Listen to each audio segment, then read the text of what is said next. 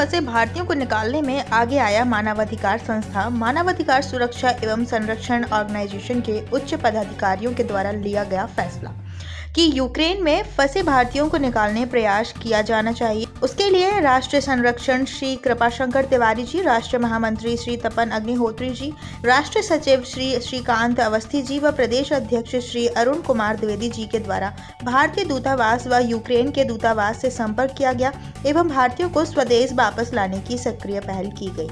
मानवाधिकार सुरक्षा एवं संरक्षण ऑर्गेनाइजेशन से जुड़ा हूँ और राष्ट्रीय स्तर पर संरक्षक का दायित्व है, इसे निभाने की कोशिश करता हूँ। सर, बहुत बड़ा दायित्व है आपके पास। तो मानव अधिकार से जो हमेशा जड़ीबूटी में काम कर रहा है, इन वर्तमान हालात अभी जो यूक्रेन में हो रहे हैं, बहुत सारे भारतीय वहाँ फंसे हुए, संगठन इस पर किस प्रकार संज्ञान ले रहा है? देखिए, ये एक बहुत ही गंभीर, संवेदनशील और जटिल मुद्दा है। इस बात की संभावना थी कि रशिया यूक्रेन पर अटैक करेगा और वो आगे पीछे अटैक हुआ। 2 दिन में लगभग निर्णायक की स्थिति में पहुंच रहे हैं और पूरा यूक्रेन लगभग छिन्न भिन्न स्थिति में आ चुका है। खैर, वो उनका आपसी मसला है।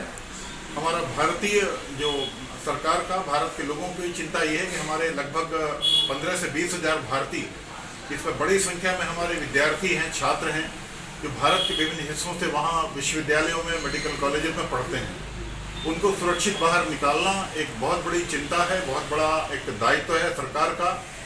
और हम सब लोग, हमारा संगठन मानवाधिकार सुरक्षा संरक्षण ऑर्गेनाइजेशन लगातार भारत सरकार पर, विदेश मंत्रालय पर इस बात के दबाव बना रहा है, उनसे निवेदन कर रहा है। यूक्रेन की एम्बेसी से भी हम लोग दबाव बना रहे हैं कि वो हमारे बच्चों को, भारतीय नागरिकों को सुरक्षित बाहर निकालें, क्योंकि यूक्रेन का एयर स्पेस यानी हवाई क्षेत्र पूरी तरह असुरक्षित है।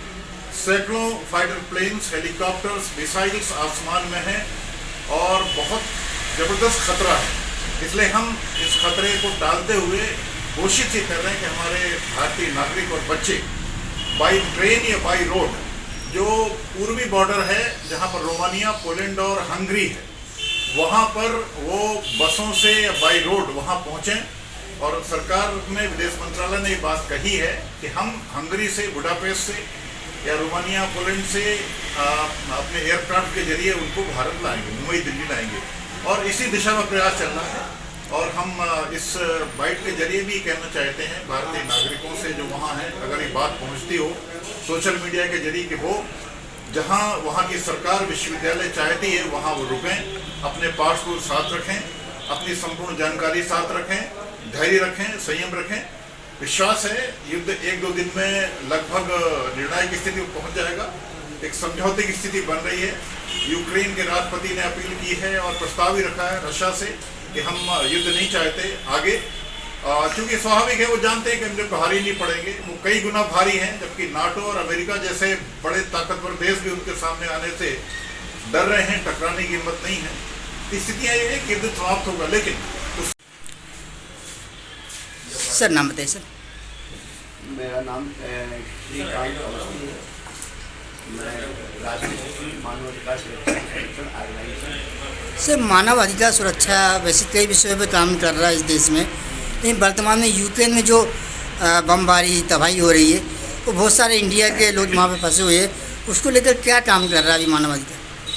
अभी आप सभी को अवगत होगा कि आज की तारीख में यूक्रेन और रूस का जो स्थिति है सभी को मालूम है, मीडिया में भी आ रहा है, न्यूज़ पेपर वगैरह भी बता रहे हैं। अचानक हमारे पास कुछ पेरेंट्स लोगों के, मेरे पास अपनी संस्था में फ़ोन आए कि उनके बच्चे यूक्रेन में फंसे हुए हैं, जो अपनी मेडिकल की पढ़ाई करने गए हुए हैं। और ऐसे काफ़ी बच्चे हैं, लेकिन हमारे पास करीब 7-8 बच्चों के फ़ोन आए कि ये हमारी आप मानवाधिकार ऑर्गेनाइजेशन कुछ हमारी मदद कर सकता है इसको लेकर के। तो मैंने तत्काल प्रभाव से अपना जो है उसको संज्ञान में लिया और हमारे जो हेड ऑफिस है कानपुर का, वहाँ पे मैंने तुरंत जो है अपना मैसेज दिया और उनसे उनकी पासपोर्ट की फ़ोटोकॉपी और उनका एड्रेस वो सारा कुछ ले करके और तुरंत जो है अपने संस्था के द्वारा जो भारत का विदेश मंत्रालय है उसको भेजा और वहाँ का जो दूतावास है यूक्रेन का, वहाँ से, और रात में हमारे आदरणीय तपेंद्र अग्निहोत्री जी ने इसमें काफ़ी प्रयास किया और उनके पास रात करीब 12 बजे तक उनके पास कॉल आते रहे और लमसम 2 बजे तक का हम लोग एक आपस में जो है कि किसी तरीके से बच्चों को वहाँ से निकाला जाए, संपर्क में आए, लेकिन काफ़ी हद तक हम लोगों ने इसमें प्रयास किया और भारत सरकार का भी बहुत बहुत हम लोग धन्यवाद देना चाहते हैं कि उन्होंने जो सक्रियता दिखाई उसके लिए मैं अपने हृदय से उनको धन्यवाद देता हूँ। उसको देखते हुए हम लोग प्रयास में हैं कि वहाँ से फंसे हुए जितने भी भारत के बच्चे हैं वो आएँ और उनको सुरक्षा से अपनी भारत सरकार जो है प्रयास कर रही है और हम भी अपने फ़ोन के माध्यम से बात करके जैसा भी हो सकता है पूरा प्रयास कर रहे हैं। सर नाम बताइए सर। अरुण कुमार द्विवेदी, सुरक्षा संरक्षण ऑर्गेनाइजेशन प्रदेश अध्यक्ष। सर यूक्रेन में जो घटना हो रही है उस पर क्या, यूक्रेन में जो घटना हुई है इसके ऊपर क्या काम कर रहे हैं आप लोग? जैसा कि हमारे राष्ट्रीय संरक्षक कृपाशंकर भैया और हमारे राष्ट्रीय सचिव श्रीकांत अवस्थी जी ने बताया वो सब सही है।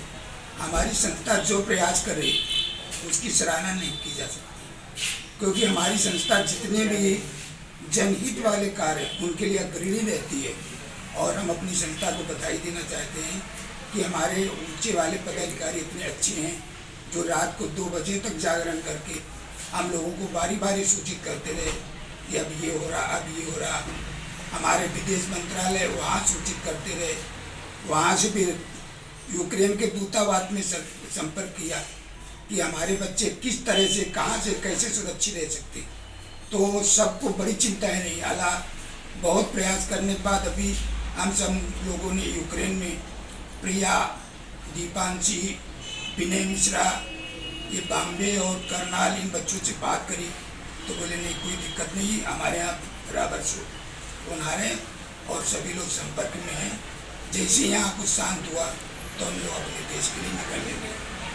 तो हमारी संस्था इतना परिश्रम करे और हमारे राष्ट्रीय महामंत्री तपन अग्निहोत्री जी जो कि हमारे कानपुर हेड ऑफिस में हैं, उनका भी बहुत अथक प्रयास रहा और वो भी कल सारे दिन लगे रहे। सब बच्चों के नाम, पासपोर्ट सब इकट्ठे करके बराबर मंत्रालय भेजे। तो उनके लिए भी हमारी भोपाल की पूरी टीम